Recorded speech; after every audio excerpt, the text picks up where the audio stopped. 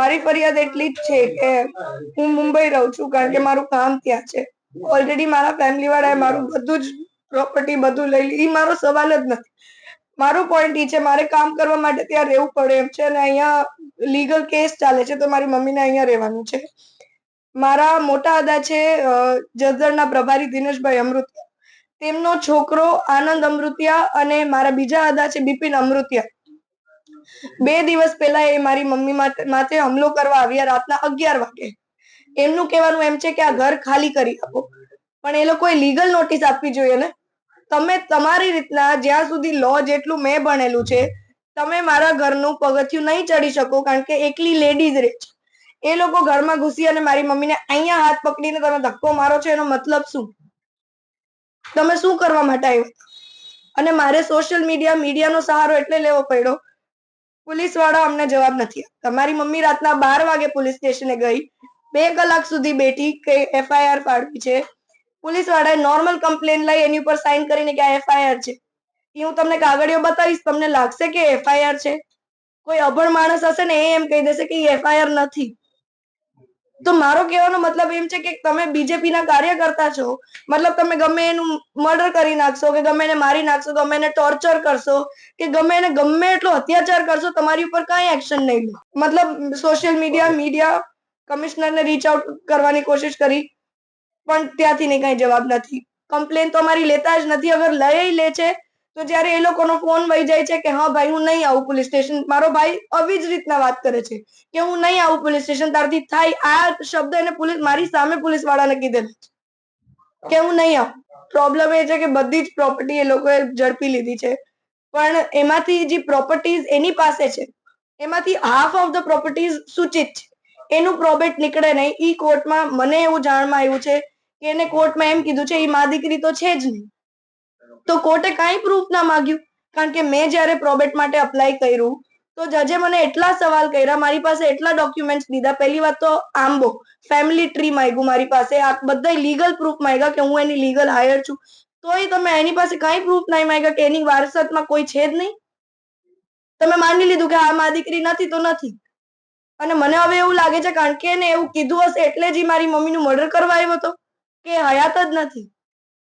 કારણ કે ઘરમાં આવીને ગેટ બંધ કરવાની કોશિશ કરતો હતો. બાજુવાળા આંટી બે ગેટ બંધ કરો તો દેખાય નહીં. તો એ બેઠા હતા એટલે મારી મમ્મી બચી ગઈ. નકર મારી મમ્મીનું શું થાતી મને નથી ખબર. હું ઓલરેડી મારા બાપને તો કોઈ ચીજ મારી માને ખોઈ દેવાની મારે. અને પોલીસથી ન્યાય નથી મળતો, કોઈ નેતાથી ન્યાય નથી મળતો તો મારે કરવાનું શું? માંગી છે કે બસ સોલ્વ તો જજ કરી દે તો એ તો જે સાચું હશે એ જ સાચું પડશે. પણ મારે મારી મા માટે પોલીસ પ્રોટેક્શન જોઈએ છે અને આ લોકોની ઉપર સ્ટ્રિક્ટ એક્શન લેવા જોઈએ કારણ કે એને મારી મમ્મી ઉપર જે હુમલો કરવાની કોશિશ કરી એની ઉપર કંઈક તો એક્શન જોઈએ જ. કારણ કે એ બીજેપીમાં છે એટલે તમે એને કાંઈ નહીં કરો, ના એને લોકઅપમાં નાખશો ના કાંઈ કરો. એટલે મારે ન્યાય તો જોઈએ જ છે. પોલીસ પ્રોટેક્શન જોઈએ અને મારે એ લોકો જેલમાં જાય તો જેલમાં જે એક્શન લેવા લઈ લ્યો. વિવાદ અમારે મારા જેઠનો ને મારો વિવાદ છે. મારા દિનેશભાઈ અમૃતિયા જસદણના પ્રભારી છે અને ઈ લોકો મારા સગા જેઠ થાય છે. બિપિનભાઈ અમૃતિયા મારા સગા જેઠ થાય છે. આનંદ અમૃતિયા મારો ભત્રીજો થાય છે. મારા હસબન્ડની બીમારી તબિયત ખરાબ હતી અને એની ડેથ થઈ એટલે અમને એનો ફોન આવ્યો એટલે અમે સવારે અહીંયા આવી ગયા. મુંબઈ થી હું ને મારી બેબી બે આવ્યા સવારે 6:30 વાગે. પછી અમે મારા જેઠની ઘરે જ 2 દિવસ રોકાણા હતા અને પછી અહીંયા મારા ઘરમાંથી ચોરી કરી ગયા એ અમને ખબર નહોતી. બધી વસ્તુ ટોટલી મારા ઘરમાંથી સોનું, પૈસા, પોપટપરાની ફાઇલ બધું પણ લઈ ગયા. ઈ મને કોઈ વાંધો નહોતો. અમે સીધી પટ્ટી અમે 9 મહિનાથી કોઈ વસ્તુ કરતા નહોતા. પરમ દિવસે મારી ઘરે અચાનક નો 10:30 પોણા 11 એને બેલ મારી એટલે મને તો કઈ ખબર નહોતી એટલે મેં સીધો દરવાજો જ ખોલી દીધો. ખોયલા ભેગો 3 જણા ઉભા હતા. બિપિન અમૃતિયા, આનંદ અમૃતિયા અને એનો ફ્રેન્ડ હતો જગદીશ. હવે ઈ 3 જણા દારૂ પીને હતા એટલે મેં સીધો જ મેં હાથ આમ કર્યો કે ભાઈ તમે અંદર ન આવો. એટલે મને ધક્કો મારીને કે ઘર મારું છે તું પ્રોપર્ટી અને પાછો તું ને હું પ્રોપર્ટી ખાલી કર અને નીકળ. એટલે મેં કીધું ઈ જ્યારે થશે ત્યારે કોર્ટમાં બધું થશે. તમે અત્યારે એક કામ કરો, અત્યારે નીકળો, તમે દારૂ પીધેલ છે. ગાળ બધી એટલી હદે મને ને મને તો એટલી ટોર્ચર કરી એટલે મેં સીધો 100 નંબરમાં કોલ કરી દીધો કે મારા બહેસ નથી જોતી. મેં 100 નંબરમાં કોલ કર્યો, ઉપરથી 100 નંબર વાળા સાહેબ આવ્યા, એને કીધું કે બોલો બેન.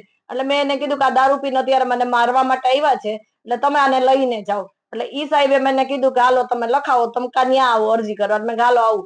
તો ઉપરથી કોઈનો કોલ આવ્યો ઈ સાહેબ ને, કેનો આવ્યો એ મને ખબર નથી. એટલે મારા જેઠના બાબાએ કીધું અલિયો વાત કરો નહીં કે. એટલે એ સાહેબ બિચારા બી ગયા, એને વાત કરી એટલે એને એમ કીધું કે કોણ છે ઈ મને ખબર ના પડી. એને જી હતું ઈ એને ઉપરથી એટલો ફોર્સ આવ્યો. ઈ સાહેબે ઢીલું મૂકીને મને કે બેન તમે સવારે આવજો, બેન તમે કે સવારે આવજો. એટલે મેં કીધું હા સવારે આવીશ. એમ મારે કાઢવા હતા, બીજું કઈ નતું. મેં ઘરમાંથી એને કાઢ્યા. સીધી જ હું નાઇટ ડ્રેસ પહેર્યો હતો, કપડા બદલાવી અને પોલીસ સ્ટેશને ગઈ. મેં સર મારે યાર આ બનાવ બન્યો છે, આ મારવા માટે આવ્યા હતા મને, અને નીચે ગાડી પાર્કિંગમાં એને લઈ લીધી. તો એનો પ્લાન એ હતો કે કોઈ એને ખબર છે આખા ફ્લેટમાં કે બધા વેલા સુઈ જાય છે, એને બધી પ્લાન ની ખબર હતી. અને આની પહેલા સીસીટીવી કેમેરા ફૂટેજ 10 દી પહેલા બધો પ્લાન હતો. એને સીસીટીવી કેમેરા બહાર નાખ્યા, મારા ઘરમાં ચોરી કરતા એ કાંઈ આવ્યું નહીં. અને અમારા ફ્લેટ વાળા નહીં ને ખબર કે સીસીટીવી કેમેરા બરી ગયા છે. બિચારા બધા મને કહે કે સીસીટીવી કેમેરામાં બધું આવશે, હાલો આપણે કાઢવા જઈએ. અમે નીચે કાઢવા ગયા ને તો ઓલા સીસીટીવી કેમેરા વાળા ભાઈને અમે બોલાવ્યા કે તમે જોવો તો કે આ કેમેરા. મને કે બેન આ તો બધું બરી ગયું છે. તો આ બધું પ્લાન સહિત થયું છે. મારા ઘરવાળાને દારૂ પીવરાવી, અંદર કુછ નાખ્યું હોય કે ન નાખ્યું અમને ખબર નથી, બધું પ્લાન સહિત થયું છે. ઘરમાં સોનું કાઢી ગયો. આજ કયો ભાઈ એવો હોય, આજે આપણે પાડોશી મરી ગયા હોય ને તોય આપણે અંદરથી ફિલિંગ એવી આવે, રોવું આવી જાય. ભલે આપણે એને ઓળખતા હોય કે ન ઓળખતા હોય. એનો સગો ભાઈ લાશ પડી હતી હોસ્પિટલ ની અંદર, અને ઈ બે કાકો દીકરો મારા ઘરમાં ચોરી કરતા હતા. મારી કિયા ગાડી લઈ ગયા. કિયા ગાડીનો ઇન્સ્યોરન્સ મારા હસબન્ડને ભરેલો છે. મારી 3 દુકાન હતી એને જપ્તે કરી લીધી. મારી પોપટપરા વાળી જમીનની ફાઇલ જપ્તે કરી લીધી. મારું 200 તોલા સોનું હતું એને જપ્તે કરી લીધું. મારા ઘરમાં 40 લાખ રૂપિયાના મેરેજ માટે રાખ્યો તો ઈ જપ્તે કરી લીધો. ઓનલાઈન સોલ વસ્તુ એને ઘરમાંથી ચોરી કરી અને લઈ ગયા. અને ઉપરથી આટલો મને પ્રેશર કરે છે, અને મને એમ છે કે મારવા માટે જ પ્લાન કરે છે. અમારી માંગ એ છે કે અમને ન્યાય મળે. બિલ જે બનાવ્યું છે એ ડુપ્લિકેટ બિલ છે. એમાં જે સાઇન છે એમાં પીએ પટેલ લખ્યું છે, એમાં પી પાસે ડોટ નથી. તમે નિરખીને જોઈ શકો છો પૂરી દુનિયા. જેટલા માણસો છે એને હું રિક્વેસ્ટ કરું છું કે કોઈ આંધળું માણસ તો છે નહીં. મારી એટલી રિક્વેસ્ટ છે કે મને પૂરો ન્યાય મળે. અને મારી પાસે એક વસ્તુના પ્રૂફ છે. એને વિલમાં એમ લખેલું છે કે એ તો 15 વર્ષથી ઘર છોડીને ચાલી ગઈ હતી. હા ચાલી ગઈ હતી, વાત સાચી હતી કે ડ્રિંક્સ નો પ્રોબ્લેમ હતો. મારા ઘરવાળા બીજો કોઈ જાતનો મને પ્રોબ્લેમ નતો. અમે આવતા જતા હતા. મારી છોકરી કન્ટિન્યુ આવતી હતી. બે બાપ દીકરી 2017માં મલેશિયા, થાઈલેન્ડ, ચાઇના બધે ફરવા ગયા હતા. એના વિઝા મારી પાસે છે, બધું ટોટલી છે. મારી છોકરી 2021માં એને 9 લાખનો સેટ કરાવી દીધો. ઈ પણ મારી પાસે પ્રૂફ છે. કન્ટિન્યુ મારી પાસે એવા પ્રૂફ છે કે જેથી કરીને અમારા હસબન્ડને કોઈ વાંધો નથી. હું જયારે અહીંયા રાજકોટમાં આવું ત્યારે એરપોર્ટે મને મારા હસબન્ડ તેડવા આવે છે.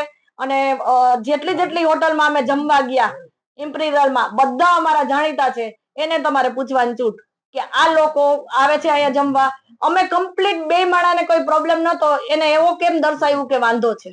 મારે ક્યાંય વાંધો નતો. પ્રોપર્ટી માટે એને કર્યું છે. અને મારા ઘરવાળાને છેલ્લા માંદા હતા ની અમને નથી કહેવામાં આવ્યું. રીઝન એ હતું કે આ બધો પ્લાન ટ્રિપર પ્લાન હતો.